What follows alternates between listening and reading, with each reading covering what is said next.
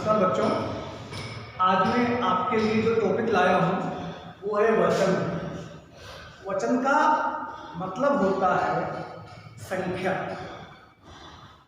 तो हम अगर परिभाषा की बात करते हैं तो आप ये कह सकते हो कि जिस शब्द से किसी वस्तु या व्यक्ति के एक या एक से अधिक होने का पता चले उसको हम बोलते हैं वचन।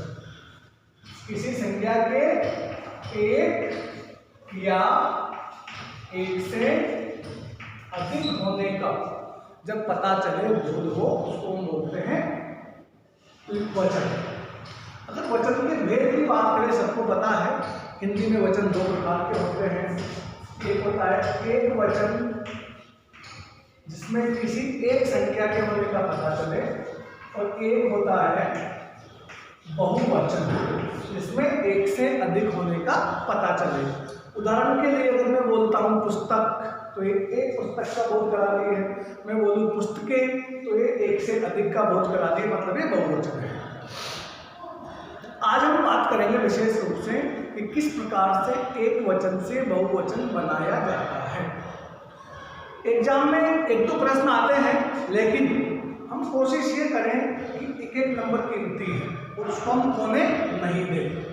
तो सबसे पहले हम उदाहरणों की बात भी करेंगे और कुछ नियमों की बात भी करेंगे।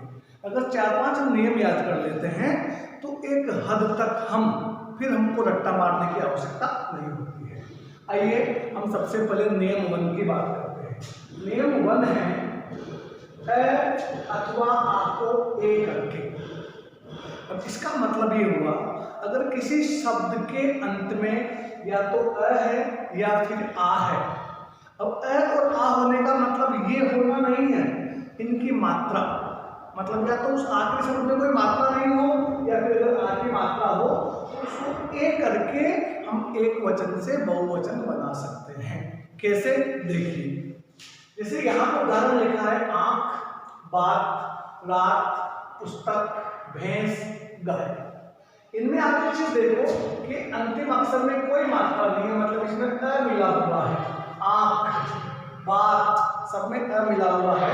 अगर ऐसी स्थिति है तो आप इसमें क्या करोगे, एक ही मात्रा, ए लगाने का मतलब एक ही मात्रा लगा देंगे।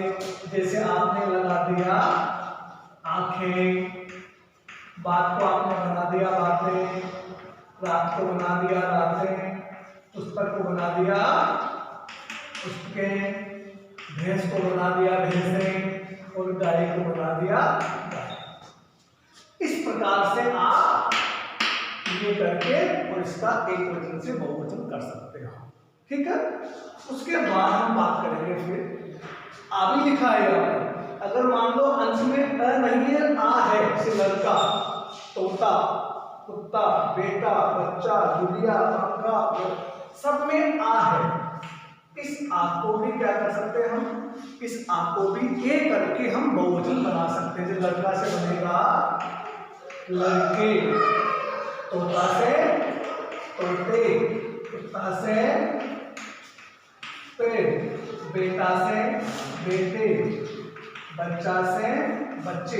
इस प्रकार से एक ही मात्रा लगाकर हम एक वचन से बहुवचन बना सकते हैं। आसान है।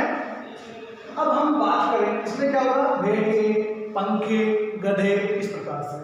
अब हम बात करेंगे नियम नंबर 2 की।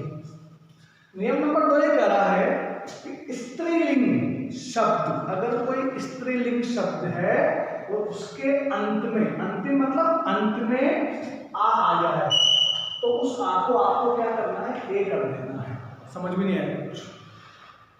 स्त्रीलिंग शब्द के आखिर में अगर आ की मात्रा लगी है तो उसको आप ए करके उसको बहुवचन बना सकते हो। कैसे, ऐसे। जैसे कन्या। अब इस कन्या में आ मिला हुआ है, इसमें आप क्या करो, ए लगा दो और ये बन जाएगा कन्याएं। लगा दिया आपने ए। कथा से क्या बनेगा, कथाएं। माता से क्या बनेगा, माताएं। इस प्रकार से विद्या से विद्याएं। बात में आ रही है।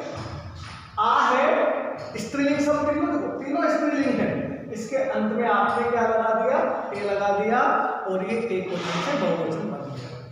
यहाँ पे अ और आ था, उसमें एक ही मात्रा लगाई, एक वचन बहुवचन बन गया। अब हम बात करें नियम नंबर 3, ये आप जानते भी हैं, इंपॉर्टेंट भी है।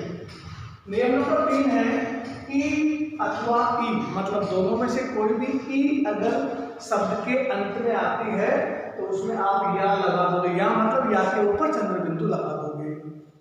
ये बात कितनी बार आपको बताई भी है। जैसे हम बोलते हैं, हम लिखते हैं पक्षी, तो पक्षी में अक्षर में बड़ी की मात्रा आती है, लेकिन हम उसका जब बहुवचन बनाते हैं तो हम वही गलती कर देते हैं, बड़ी की मात्रा को हम बदलते नहीं हैं। तो यहाँ एक बात में आपको दिला दूं याद कि जैसे मान लीजिए शब्द मैंने यहाँ पर लिख रखे हैं, नीति, नाली, सखी, थाली, नारी, लड़की, शक्ति। इसमें इस शब्द में एक तो इसमें, बस इसी में और एक इसमें, दोनों में छोटी ई की मात्रा है, इसमें कोई बदलाव नहीं करना है। लेकिन अगर किसी शब्द में लास्ट में बड़ी ई आ जाती है तो उसमें या लगाने से पहले आपको इस बड़ी ई को छोटी ई की मात्रा में बदलना पड़ेगा, ध्यान रखना। जैसे यहाँ लिखता हूं मैं, क्योंकि ये तो छोटी ई की मात्रा है तो इसमें तो कुछ नहीं बदलेंगे, नीतियां या लगा दो। अब देखो नालियां हैं तो इसमें लय की मात्रा है लय में, उसको आपको छोटी कर दो, नालियां। सखी का बन जाएगा सखियां, थाली का थालियां, नारी का नारियां, लड़की का लड़कियां, शक्ति का शक्तियां। छोटी को तो चेंज करना, लेकिन बड़ी को आपको चेंज करना है छोटी ई में, और उसके बाद में आपको फिर यह लगाना है। झाड़ी झाड़ियां, साड़ी साड़ियां, गाड़ी गाड़ियां, इस प्रकार से। अब है यहाँ आ जाओ नियम नंबर 4। इसमें लिखा है अगर किसी शब्द के अंत में एक की मात्रा हो, एक की मात्रा हो या ओ की मात्रा हो तो उसमें कुछ नहीं करना, केवल आपको ए लगा देना है। जैसे यहाँ लिखा है, ये देखो, वस्तु उ की मात्रा, ऋतु, वधु, बहू, धातु उ की मात्रा है, और इसमें यही नियम याद रखना है, अगर छोटे ऊ की मात्रा है तो ए लगा दो, लेकिन अगर बड़े ऊ की मात्रा है तो उसको आपको छोटे ऊ की करके फिर आपको ये लगाना है। जैसे वस्तु में तो आप लिखोगे ये वस्तु, ऋतु में तो आप लिखोगे ये ऋतु, वधु, और वधु में बड़े ऊ की मात्रा है ना तो आपको यहाँ छोटे ऊ की मात्रा करनी पड़ेगी, वो भी हो जाएगा वधु है। बहू का हो जाएगा बहू है, धातु का हो जाएगा धातु। इस प्रकार से आप बदलते हैं उनको, बड़े ऊ को छोटे ऊ कर देंगे, छोटे ऊ को कुछ नहीं करेंगे। अब इसके बाद 2-3 बातें और मैं आपको बता दूं। सबसे पहली बात तो है ये नियम नहीं है, ये आपको याद करना है। कोई भी आदर सूचक शब्द अगर है, रेस्पेक्टेबल शब्द है, तो वो बहुवचन होता है। जैसे पिताजी है, माताजी है, या फिर गुरुजी है।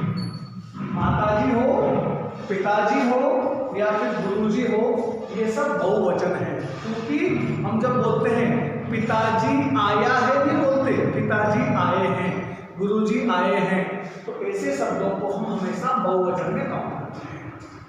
फिर देखो, जैसे इसके पहले जो अपने लिंग का पढ़ा था, लिंग निर्धारण में, उसमें नित्य स्त्रीलिंग और नित्य पुल्लिंग शब्द थे। इसी प्रकार से यहाँ भी नित्य बहुवचन, मतलब कुछ शब्द हमेशा बहुवचन में ही रहते हैं, उनका कोई एक वचन नहीं होता। वो है लोभ, दर्शन, प्राण, बाल, होश, आंसू, दाम और हस्ताक्षर। कैसे? जैसे मान लो मैं बोलूं बाल, मेरे बाल उठ गए, बाल उठ गया नहीं बोलते, बाल उठ गए। आंसू आ गए, आंसू आ गया नहीं। प्राण निकल गए, प्राण निकल गया नहीं। तो ये हमेशा मैंने हस्ताक्षर कर दिए, हस्ताक्षर कर दिया नहीं बोलते लोग, तो ये हमेशा बहुवचन में ही गिने जाते हैं। और उसी प्रकार से नित्य एक वचन, मतलब जो शब्द हमेशा एक वचन में ही प्रयोग किए जाते हैं, उनका कोई बहुवचन नहीं बनता है। वो है क्या? भगवान, बुद्धि, विश्व, ब्रह्मांड, वायु, शिव, लक्ष्मी, आकाश, जल, सूर्य, चंद्रमा, पृथ्वी, ये सब एक वचन में प्रयोग किए जाते हैं। उम्मीद है आपको थोड़ा बहुत समझ में आया होगा। अब जब आप इसका अध्याय खुद अध्ययन करेंगे और उसमें मान लो आपको लगता है कि नहीं सर ने ऐसा बताया था कि आएगा तो एक ही मात्रा लग जाएगी, लेकिन यहाँ पे तो ऐसा लग रहा है, तो वो कुछ अपवाद हो सकते हैं, वो कुछ अपवाद हो सकते हैं, इसलिए आप उनको ध्यान से एक बार पढ़ें। जैसे मैं कुछ शब्द आपके सामने पढ़ के बताता हूँ, थोड़ा आपको याद आएगा। घोड़ा, घोड़े, हीरा, हीरे, कलम, कलमे, मेज, मेजें, कसम, कस्में, दवात, दवातें, बहन, बहनें, शक्ति, शक्तियाँ, कथा, कथाएं, धातु, धातुएं, गुरु, गुरुओं, साधु, साधुओं, राजा, राजाओं, कपड़ा, कपड़े, दिशा, दिशाएं, बंधु, बंधुओं। मैंने बात की थी अभी, यहाँ पे ऊ होगा तो ए लगा देंगे, लेकिन देखो यहाँ पे ए नहीं लग रहा है, हम बंधुएं नहीं कर सकते, बंधुओं, तो ये ध्यान रखना आप लोग। तिनका, तिनके, कामना, कामनाएं, जाति, जातियां, कवि। अब कवि का कवि ही होता है, कवि का कवि हो तो वाक्य के अनुसार, लेकिन कवि का कवि होता है। इस प्रकार से हम इनका बार बार अभ्यास करके इनमें जो 1-2 नंबर के प्रश्न आते हैं उनको हम बिल्कुल सटीक और सही कर सकते हैं। उम्मीद है अच्छा लगा होगा, आगे फिर बात करेंगे। धन्यवाद।